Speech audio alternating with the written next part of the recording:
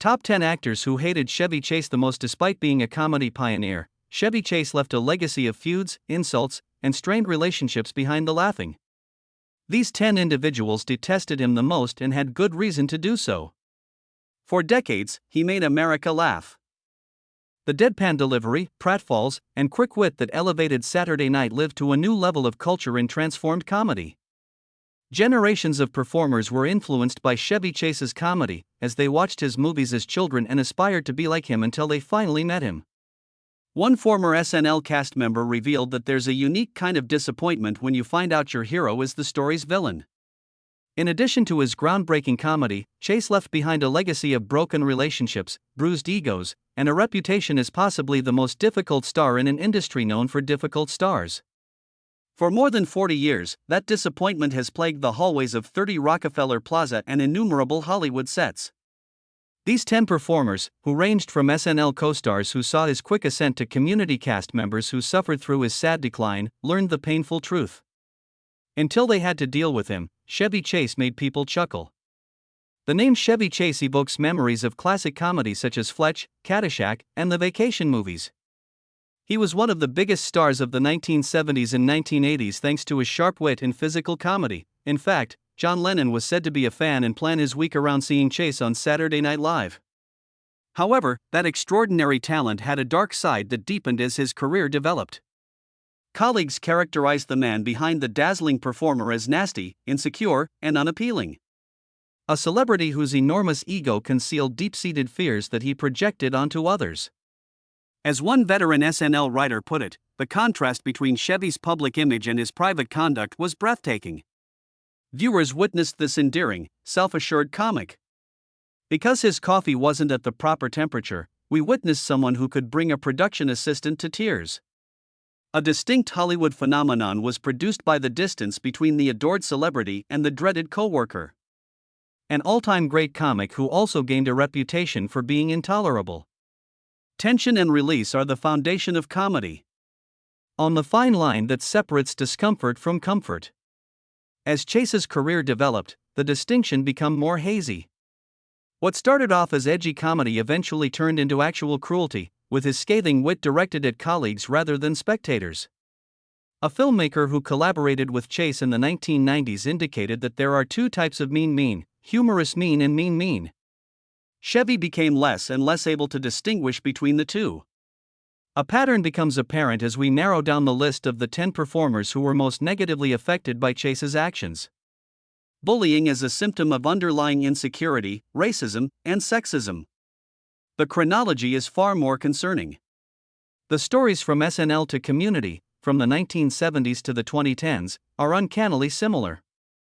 Chase appeared to double down, his behavior getting worse as his famous power diminished. This created a perfect storm that alienated not only his co-workers but entire generations of comedians who once viewed him as an icon. Unlike many challenging celebrities mature or learn from their mistakes. Let's start our countdown of the 10 actors who were most affected by Chase's infamous actions and why their stories not only expose a challenging star but also serve as a warning about power, popularity, and the negative aspects of entertaining others. I apologize, is there a problem? You look upset, Will. Oh, I see. I don't want to discuss it. 10. Ferrell, Will. When encountering your hero turns into a nightmare. Chevy Chase was a model for Will Ferrell, not only a legendary figure in comedy. Ferrell, who grew up in the 1970s and 1980s, watched Chase's performances. Having dreamed of one day following in his footsteps to SNL and beyond, the chance to collaborate with Chase seemed like the ideal full-circle moment when he eventually realized his dream of becoming an SNL standout himself. Rather, it turned into what Ferrell would later call soul-sucking. The incident happened when Chase returned to hosting Saturday Night Live in 1997. It should have been a triumphant return. Chase was the inaugural Weekend Update anchor and the show's first breakout star, turning his one season on the program into a Hollywood movie star. His reappearance was eagerly awaited by the current cast, particularly Ferrell, who had grown up idolizing him. The truth was awful. Chase treated the cast with contempt, discarded sketches, and disparaged writers throughout the week. It was distressing for Ferrell, who had based parts of his humorous style on Chase's work, to see his hero act so contemptuously. It was demoralizing. It was like seeing the instantaneous dissolution of your childhood. According to a cast member, Farrell was not just impolite but also nasty in ways that appeared to be intended to establish authority. Farrell's disillusionment was solidified by one such occurrence. Chase interrupted a sketch Farrell co-wrote during a table read, calling it the amateur shit that has wrecked our show. Farrell interrupted him when he tried to describe the idea, saying, "I think I know comedy better than you, kid." We all just silently gazed at our scripts. Nobody knew how to respond. The room went quiet. Saturday Night Live writer. It wasn't just about Chase, it was also about the type of star Farrell, who would go on to become one of Hollywood's most successful comedic performers, would aspire to avoid becoming. When Farrell was questioned about Chase in an interview years later, he was careful with his wording. He was challenging. In private chats with friends, he was more straightforward, allegedly characterizing the experience as working with a jerk who had no idea how much his approval would have meant to me. Let's just say that meeting your heroes isn't always what you wish for. Farrell and his co-stars were not blind to the irony. A new generation of performers who previously aspired to be like him were turned off by the reappearance of the man who had helped create Saturday Night Live as its antagonist. In fact, it was around 1980 when Kurt started frightening guys on the streets of St. Louis. A fucking nightmare in the writer's room, Tina Fey, 9. If Will Ferrell felt the shock of a hero's downfall, Tina Fey went through something even more distressing. A man who ought to have been a champion for women in comedy was methodically destroying them. Fey, who was SNL's chief writer in the early 2000s, met Chase when he made his increasingly rare appearances on the program. What she saw was far more sinister than the challenging actions of a dying star. A pattern of misogyny that demonstrated Chase's unease with women in leadership roles. In a rare departure from her usually composed public image, Fey later told her co-workers that he was a ***king nightmare. The worst type of nightmare is the one that makes you wonder if you're exaggerating. When Chase kept interrupting Fey during a 2006 writers' meeting, the tensions reached a breaking point. Instead of discussing her views, they questioned her choices and made comments about how she looked. Fey offered a line during a Weekend Update pitch regarding Dick Cheney's hunting mishap, but Chase rejected it as being too political. 5 minutes later, Fey offered his own joke, which was almost exactly the same. Witnesses reported that Chase appeared especially upset about following instructions from a woman who was pushing back against Fey's notes in a nasty manner. The turning point was when Chase condescendingly said, "Honey, I was doing comedy when you were in diapers," dismissing one of Fey's sketch ideas. It was like seeing someone from the 1970s. Perhaps stay with what you know. With remarkable moderation, Fey, who by then was working on the Emmy-winning 30 Rock and had founded the blockbuster Weekend Update partnership with Amy Poehler, reacted. But according to reports, she went up to executive producer Lorne Michaels after the meeting and made the straightforward request that there be no more nostalgic bookings. The show's employees adopted the phrase as a kind of code, a kind way of expressing that Chase's actions had gone beyond being challenging to being harmful to the creative process as a whole as well as to morale. For Fey, the encounter brought to light a more general reality regarding the difficulties faced by women in comedy, even at the highest levels. Although she made vague references to problematic guest hosts in her autobiography Bossy Pants, people familiar with her relationship with Chase understood the underlying message of her statement that comedy did not justify everything. In subsequent interviews, when questioned directly about Chase, Fey used the tactful avoidance that women who have worked in male-dominated fields are accustomed to. Everybody has days off. However, her behavior was very clear. Despite having the chance, Chase never came back to SNL when she was head writer, and she never collaborated with him on any of her later ventures. In a field where relationships are valuable, Fey's tactful but forceful separation from Chase was noteworthy. Comedy leaders of a new generation are unwilling to put up with actions that were formerly written off as simply Chevy being Chevy. Cameras, so you don't really notice them, but he has a lot of them, and then you get 3 or 4 opportunities. 8. Racism behind the community cameras, Donald Glover. For Donald Glover, the spat with Chevy Chase was more than just a personality or work issue. A nasty streak of bigotry that had apparently accompanied Chase throughout his career but became unavoidable during their time together on Community was exposed, cutting to the very core of identity. Chase played Pierce Hawthorne, an out-of-touch millionaire whose casual racism was played for laughs in the 2009 season of the NBC sitcom. The distinction between actor and character grew increasingly hazy as the series went on, with Chase allegedly making inappropriate remarks that reflected the worst aspects of his role. It culminated in a scene involving Chase and Glover, who portrayed Troy Barnes. Several accounts claim that Chase became irritated with Glover's rising stardom and spontaneous comedic decisions.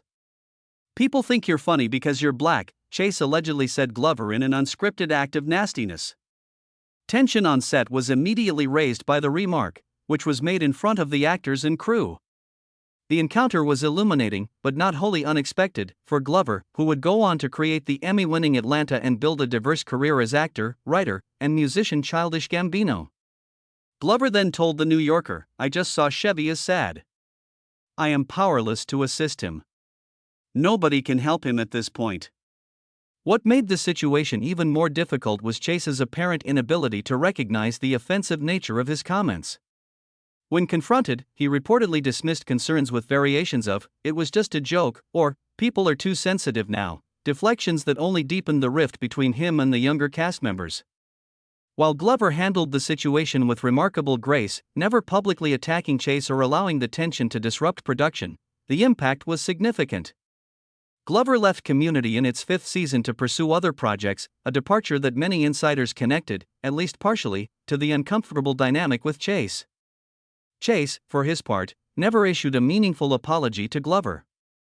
When asked about their relationship in later interviews, he downplayed any tensions, claiming they got along fine, and suggesting that reports of racism were exaggerated, statements contradicted by numerous witnesses, and Glover's own more measured accounts. For fans of Community, the situation created a painful irony. A show celebrated for its progressive, meta-aware approach to comedy was harboring behind-the-scenes dynamics that reflected the worst of comedy's past. As one crew member observed, Donald represented comedy's future. Chevy couldn't accept that his approach was becoming the past. That generational and cultural divide would ultimately contribute to Chase's departure from the show in its fourth season, following a pattern that had become all too familiar throughout his career. Brilliant talent undermined by behavior that alienated the very people who could have helped maintain his relevance.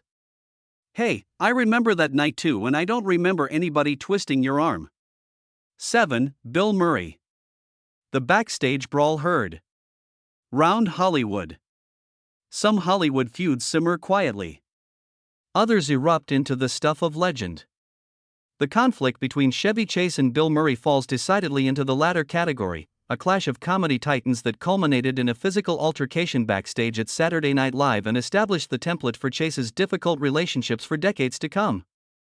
The seeds were planted in SNL's first season when Murray replaced Chase after his abrupt departure for a film career. Chase had been the show's first breakout star, and Murray arrived under the shadow of comparisons and expectations. While Murray quickly established himself as a unique talent, tensions lingered, particularly when Chase would return to host, treating the cast and crew with what many described as condescension. The situation boiled over on February 18, 1978, when Chase returned to host. Throughout the week, witnesses reported increasingly hostile exchanges between the two comedians, with Chase criticizing Murray's performance and Murray responding by questioning Chase's loyalty to the show that had made him famous. Minutes before the live broadcast, the simmering tension exploded. Accounts vary slightly, but all agree that Murray confronted Chase in John Belushi's dressing room, and the exchange quickly escalated from verbal jabs to physical ones. "It was like watching two different comedy philosophies go to war," recalled one crew member. Chevy was all about the polished performance, the perfect take. Murray was raw, emotional, in the moment. They represented completely different approaches to not just comedy, but life. The verbal barbs cut deep on both sides. Murray reportedly called Chase a medium talent who had abandoned SNL for money and fame. Chase countered by mocking Murray's facial acne, saying his face was so pockmarked it looked like the surface of the moon. As tensions escalated, they had to be physically separated by Belushi, no stranger to conflict himself. What made the incident so significant wasn't just the spectacle of two comedy icons trading blows, but what it revealed about Chase's relationship with the show that had launched him. In just 2 years, he had transformed from SNL family member to perceived outsider, his rapid rise to fame creating resentments that would follow him throughout his career. The feud between Chase and Murray simmered for decades, though they eventually achieved a public détente. Appearing together in Caddyshack, 1980, with minimal interaction on screen or off. In later years, both men downplayed the incident, with Murray noting, "It's so ancient. We made peace years ago." But for those who witnessed the confrontation and its aftermath, it remained a pivotal moment in understanding Chase's complicated relationship with his peers. As one longtime SNL writer observed, that fight with Bill was symbolic. It was Chevy against everyone who stayed behind, everyone who did the weekly grind while he went off to become a movie star. And that dynamic, Chevy versus the comedy community, never really changed. The Murray-Chase brawl has become part of SNL mythology, but its significance goes beyond backstage gossip. It marked the beginning of Chase's isolation from the very comedy world he had helped define, a pattern of alienation that would repeat itself with new generations of performers for the next 40 years. Sometimes you do something in your life if you're really lucky. 6. Dan Harmon, the creator versus the star. If Chase's early conflicts could be attributed to the pressures of sudden fame or the competitive environment of SNL, his later career clashes, particularly with community creator Dan Harmon, revealed a pattern that had calcified with age, an inability to adapt, to collaborate, or to acknowledge his own role in increasingly toxic professional relationships. Community, the cult NBC sitcom that began in 2009, represented both opportunity and challenge for Chase. As Pierce Hawthorne, the wealthy, bigoted member of a community college study group, Chase had his most significant role in years, a chance to introduce himself to a new generation of viewers and to demonstrate his comedic gifts in a show that was critically acclaimed for its innovative approach. Instead, the production became the site of one of Hollywood's most public meltdowns as Chase and Harmon engaged in an escalating feud that eventually contributed to both men's departure from the series. The conflict centered on Chase's growing dissatisfaction with his character and Harmon's writing. According to cast and crew, Chase frequently complained that Pierce was becoming too mean-spirited and one-dimensional, often refusing to perform scenes as written or walking off set when frustrated. He wanted Pierce to be lovable and misunderstood, one writer recalled. But the character was written as genuinely problematic. That was the point. Chevy couldn't separate himself from the role enough to see that. For Harmon, a perfectionist writer with his own difficult reputation, Chase's pushback felt like an attack on the show's creative integrity. Their disagreements escalated from professional criticism to personal attacks, with Chase reportedly leaving angry voicemails and Harmon responding by mocking Chase during production meetings.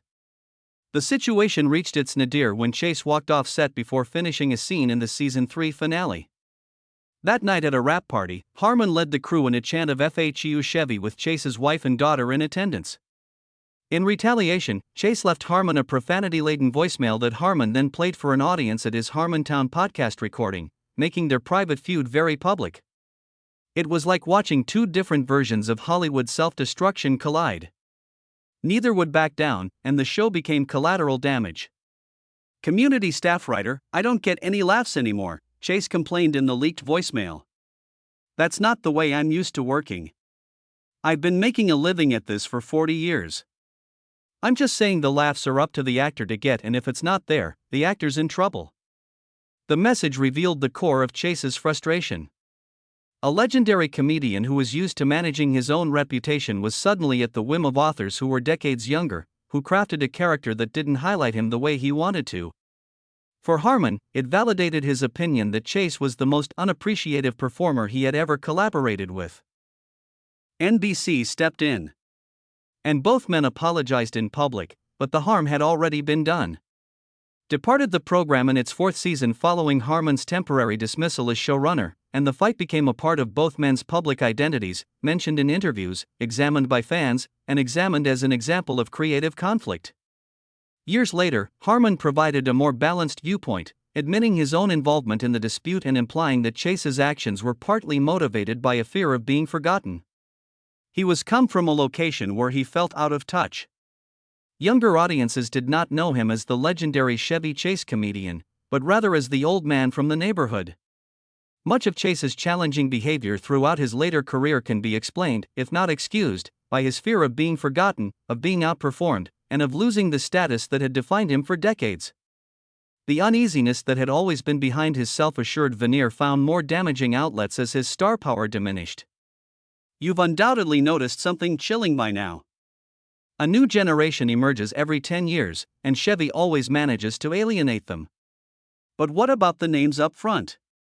These were casualties, not only co-workers. After creating a format, he made it impossible for others to succeed in it. The stakes are higher and the wounds are more severe as we enter our top 5. These disputes go beyond professional ones. The heritage of comedy was defined and ultimately destroyed by these interactions. It took 40 years to develop. I also had to earn money. What is an excellent method of earning money? Improvise. I wouldn't want to spend all of my time doing improv. It was more than enough for one day. Not every one of Chase's challenging relationships grew out of years of working together. As comic Rob Hubel found out during a brief but memorable interaction that validated Chase's reputation, some took only hours to turn sour. This goes well beyond his well-publicized conflicts with fellow SNL cast members and community members. In the middle of the 2000s, Chase met Hubel, a well-known comic actor who had roles in Human Giant, Transparent, and The League. They met on a short film. Even though their encounter was brief, it made such a bad impression that Hubel has brought it up again and time again in interviews as his standard for being impolitely. He was cruel to everyone and a complete jerk. On the Dumb People Town podcast, Hubel said, "We all hated him. Meeting someone you had admired and finding out they were the worst co-worker you had ever had was insane." When a scene that needed Chase to give a monologue while seated at a desk was being filmed, things became much worse. Chase called it student film rubbish after fumbling his lines on several takes and blaming the chair, the lighting, and finally the writing. "I don't need instruction from some child who was still swimming in his father's balls while I was making Caddyshack," Chase declared to the entire set as the young director tried to give advice. Everyone simply stopped. "Does he know we can all hear him?" muttered the makeup artist next to me. However, it was the problem. Who heard was irrelevant to him. Assistance for production. During filming, things became worse as Chase refused to do numerous takes, disregarded instructions, and made offensive remarks about the female crew members. Chase just left the stage after a particularly heated argument on a lighting arrangement, requiring the production to rearrange the shooting schedule for the day. Hubel was taken aback by Chase's casualness as much as his harshness. The idea that Chase had become so accustomed to this behavior that he had lost sight of how it affected other people. Hubel pointed out that he wasn't even having a bad day. It was obvious that this was his style. As if his default setting was to be terrible. Younger actors such as Hubel, who had grown up watching Chase's movies, had a certain disenchantment as a result of these interactions. It was more than simply a disheartening encounter with a challenging coworker, it was the demise of a boyhood fantasy. The realization that the man who had made millions laugh could be so nonchalantly cruel to his coworkers. Perhaps most tellingly, Hubel found that his experience was not at all unique when he discussed it with other comedians. He remembered that everyone had a Chevy tail. It was similar to being admitted into a strange club that nobody wished to join. Chase's isolation in the comedy profession was largely caused by these one-day disasters, as they came to be known. Casting him became a challenge for directors. Crews disliked assignments to his productions, and performers turned down projects to which he was linked. A gradual but noticeable professional exile resulted from the collective decision of innumerable people who simply refused to put up with his actions, rather than from any official blacklisting. "There are thousands of talented actors who are also kind to the crew," one casting director said. "If I don't have to, why would I subject everyone to a Chevy Chase experience? Not so much, you know." It was challenging. There were those individuals who firmly felt that women had no business being present. Curtin, Jane. Frontline sexism on Saturday Night Live. One of the most concerning features of Chevy Chase's conduct was exposed by Jane Curtin's encounter with him. A pattern of misogyny that actively undermined female co-workers, going beyond simple chauvinism. Being a pioneering female comic and one of the original cast members of Saturday Night Live, Curtin was able to observe firsthand both the emergence of Chase's fame and the harmful attitudes that came with it. Was sexist, aggressive, and hazardous to work with. In a 2019 interview, Curtin broke decades of largely silent discussion regarding the early SNL environment. Not only rude, but deliberately antagonistic toward women attempting to establish themselves in the comedy industry. The conflict started when Chase was quickly becoming the show's breakthrough star in the first season of Saturday Night Live. Numerous reports claim that he handled the female writers and cast members of the program differently than his male counterparts, ignoring their sketch ideas, interrupting them in meetings, and focusing on their looks rather than their comedic skills. The actions created a professional minefield for Curtin, who would later take Chase's place at the Weekend Update desk once he left. "You were always making calculations. Do I speak up and get labeled difficult, or do I keep quiet and let it go on?" she remembered. One particularly telling instance was when Curtin made a politically charged joke about the Weekend Update during a writers' meeting. Claimed to have rejected it because it was too complex for the audience, but minutes later used the same notion again after his own proposal was instantly accepted by the audience. That was the trend identified by a female author of the time. Women were disregarded when they talked. Chevy's speech was excellent. Even if all he was doing was the same thing a lady had stated. The treatment of female production workers was another instance of misogyny that went beyond the writer's room. Curtin said that Chase made life terrible for everyone he considered beneath him, but he showed special contempt for young women who played supporting parts by making unwelcome remarks about their bodies and discounting their contributions to the workplace. According to Curtin, Chase's actions were especially detrimental since they affected the culture of the program. He established a standard that others occasionally followed as SNL's first breakout star, normalizing casual sexism and making it necessary for women to put forth twice as much effort to get half the credit. The irony, according to Curtin, was that although the program was ostensibly counterculture and progressive, it sometimes seemed like a 1950s boys' club behind the scenes, with Chevy serving as the unofficial president of the group. According to later reports, many female cast members and crew members quietly welcomed Chase's departure from Saturday Night Live after just one season. The internal dynamics of the show were rebalanced as a result of his departure, giving actors like Curtin and Gilda Radner more significant roles and creative influence. What Curtin didn't say for decades is the most telling part of her evaluation of Chase. Curtin was a polished professional who was known for her temperance.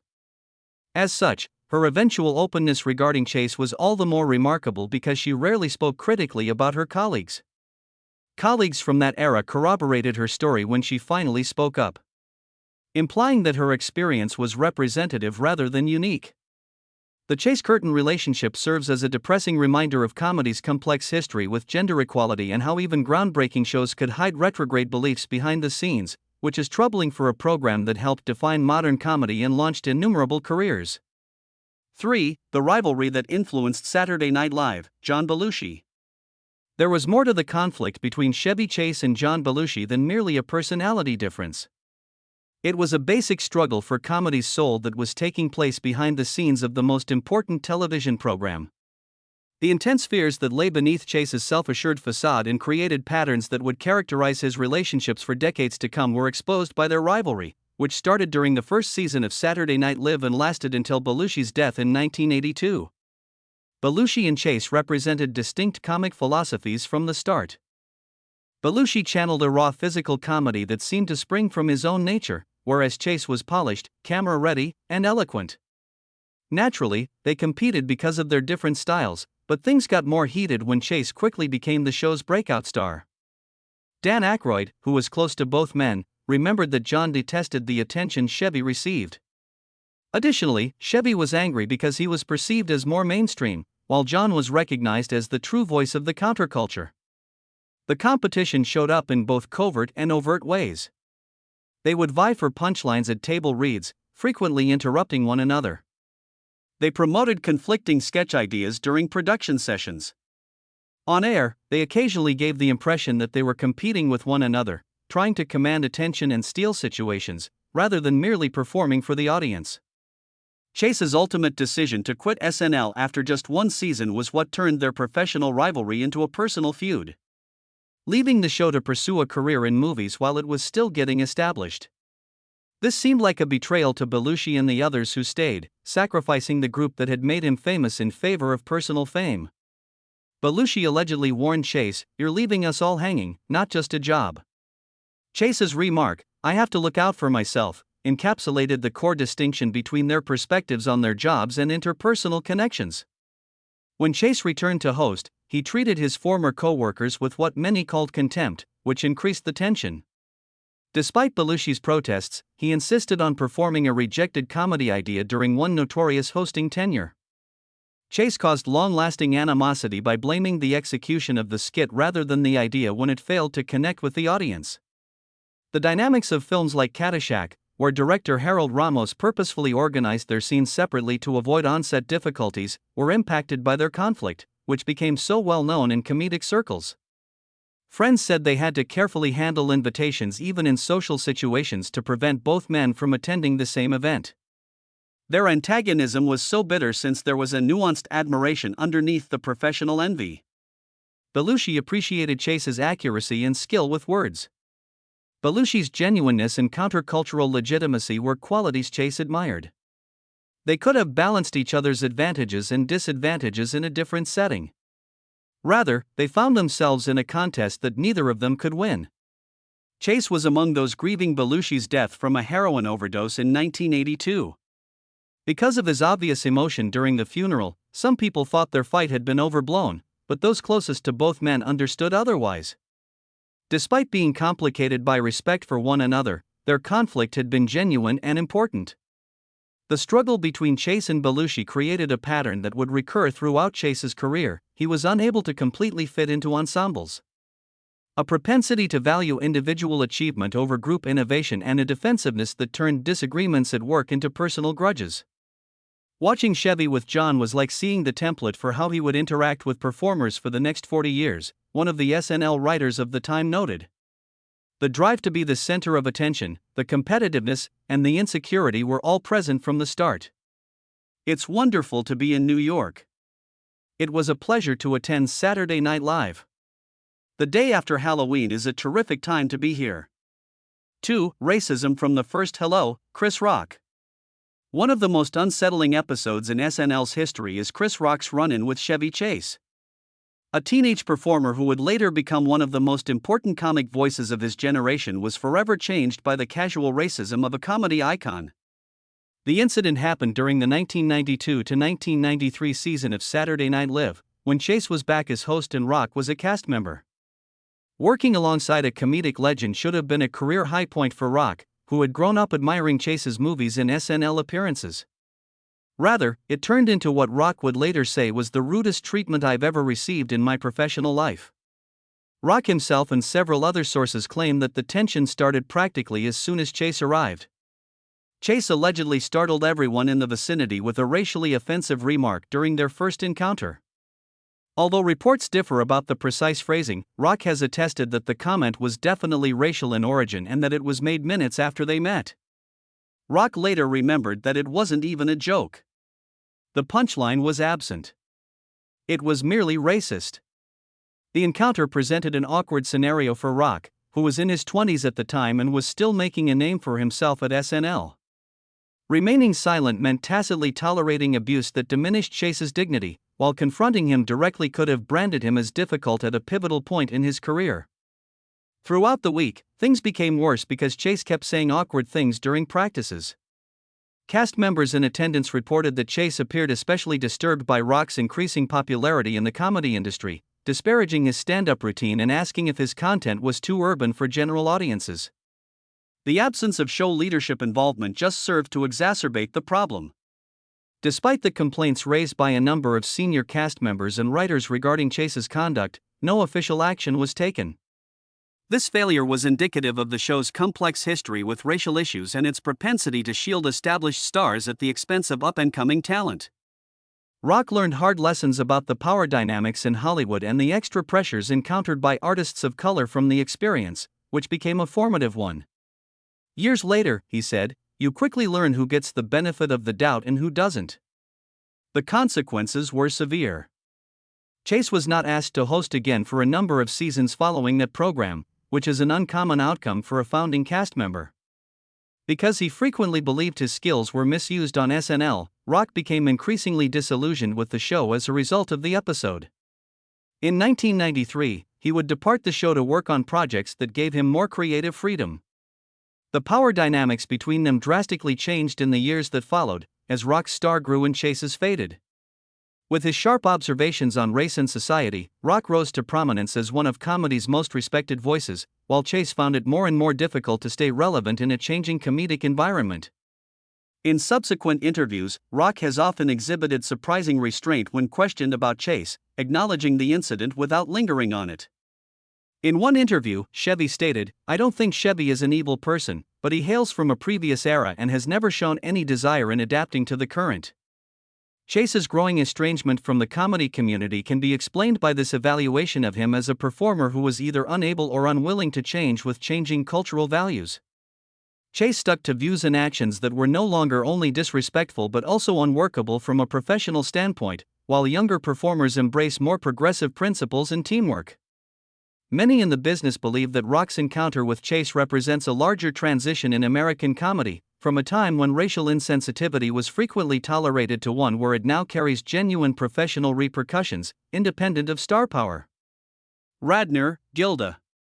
The brutality that occurs behind closed doors. And Gilda comes next. No shouting, no betrayal, only the gradual, quiet deterioration of a kind heart. Perhaps none of Chevy Chase's tumultuous relationships reflect more about his personality than his treatment of Gilda Radner, the adored original cast member of Saturday Night Live whose groundbreaking comedy was frequently eclipsed by Chase's attention in the early years of the show. In many of the routines from the first season of Saturday Night Live, Chase and Radner seemed to have the comfortable chemistry of comedic co-stars. However, there was a very other relationship going on off-camera, one that some members of the cast and crew have called extremely problematic. The focal point of the show was Gilda, recalled a former SNL writer. When audiences reacted to her characters with the same fervor as they did to his Weekend Update, Chevy seemed to hate her for bringing a sensitivity and genuineness to her comedy that was groundbreaking for women at the time. Chase would regularly cut off Radner's pitches or reject her ideas during writers' meetings, which was one way the friction showed up. He would make last-minute edits to the skits they discussed during rehearsals, frequently reducing her involvement or changing her punchlines without her consent. Radner wrote a crucial punchline for her character in the now-famous 1975 sketch Slumber Party, which Chase allegedly altered right before airing and then claimed credit for when it received one of the night's biggest laughs. It was like witnessing a dog get kicked while he was with Gilda. He couldn't tolerate the fact that she was engaging the audience in a manner that he couldn't, and she only wanted to do something lovely. First cast member of Saturday Night Live. As they worked together, these professional slights accumulated over time, making the atmosphere more awkward. Preparing for a live performance in 1976 was the tipping point. Several witnesses claim that during a sketch practice, Chase yelled at Radner so loudly that she sobbed as she left the stage after being reprimanded for a small technical glitch. Even seasoned comedy writers who were used to the high-pressure atmosphere of the program were taken aback by the incident. The sketch wasn't the point. One crew member who saw the altercation made a comment. It had to do with power. Even someone as gifted as Gilda was secondary to him, and he wanted to make it clear that he was the main attraction. The discrepancy between Chase's public and private conduct was what made his treatment of Radner so unsettling. He frequently complimented her talent and talked glowingly about their partnership in interviews. They came across as amiable and encouraging during industry gatherings. This outward persona concealed an inner reality that made Radner feel insecure working directly with him, as she revealed to friends. Reminiscent of a close friend of Radner's, the endearing, humorous one who could be so inventive or the harsh one who seemed to enjoy making her feel small, she told me she never knew which Chevy she would get. Following Chase's departure from Saturday Night Live, Radner's career took off as she rose in popularity on the program and later made the move to successful one-woman Broadway roles in movies. However, some close to her claim that she carried the emotional weight of those early encounters into her work, growing cautious of particular kinds of male comedy partners. Chase's handling of Radner never resulted in a public feud or made headlines, in contrast to several of his previous professional disputes. Radner, who was renowned for her generosity of spirit and dedication to positive energy, hardly ever disparaged her co-workers. She remained discreet about the challenges she had encountered in her early career, even in her autobiography, It's Always Something, which she wrote while battling the cancer that would ultimately claim her life in 1989. The private disclosures of people who observed their relationships were all the more important because of their silence. As the comedy community's admiration for Radner's legacy grew in the years after her passing, many of her co-workers started to share their thoughts on Chase's treatment of her, resulting in a posthumous examination of actions that had largely gone unchecked in real time. One of the SNL directors who worked closely with both performances made what may have been the most telling evaluation. No relationship exposed Chevy's true nature more than his treatment of Gilda. Gilda occupied an entirely different position in comedy since she was not a professional threat to him. His brutality toward her was motivated solely by domination, not by rivalry or insecurity. Making a cherished co-worker weep is a troublesome dichotomy for a comedian whose career was based on making people laugh. One that explains why Chase has become more and more distant from the very community he helped create, even in spite of his tremendous comic talents. You will no longer be listening to the Saturday Night Live band, which is another change. Lorne Michaels is a bonus. The Last Bridge was on fire. Despite not being an actor, no description of Chevy Chase's tumultuous relationships would be complete without mentioning the slow erosion of his relationship with Lorne Michaels, the creator of Saturday Night Live, who first discovered him and who, for decades, was his most devoted supporter in a field that was becoming less and less willing to put up with his actions. They started off as a creative collaboration that shaped contemporary humor on television. Chase was SNL's first big star, boosting viewership and critical acclaim for Michaels' new program. Michaels gave Chase the platform that helped him become a Hollywood star in exchange. A foundation of goodwill was established by this mutually beneficial relationship, which kept them together even as Chase's reputation for challenging behavior increased. Michael was Chase's strongest supporter for years, consistently asking him to return to host Saturday Night Live despite the cast and crew's mounting resistance. In order to contextualize Chase's actions as the result of pressure or insecurity rather than malice, Michaels would smooth ruffled feathers after especially tense instances. One veteran SNL writer compared Lorne to Chevy's father of comedy. He always managed to justify his actions, give him another chance, and persuade everyone that things would be different the following time. Until Chase returned to host the same episode that so demoralized Will Ferrell in 1997, this pattern persisted. Chase's treatment of female writers and personnel was the subject of several official complaints to HR during the week, which was characterized by his increasingly antagonistic interactions with the cast. Chase's actions had finally gone beyond what Michaels, who had made SNL an institution and took pride in upholding a productive, although tough, workplace, could tolerate. After the episode aired, Michaels personally called Chase to let him know he would not be returning as host, according to show insiders. It was made clear that the bridge had been burned beyond repair, but it wasn't presented as a lifetime ban,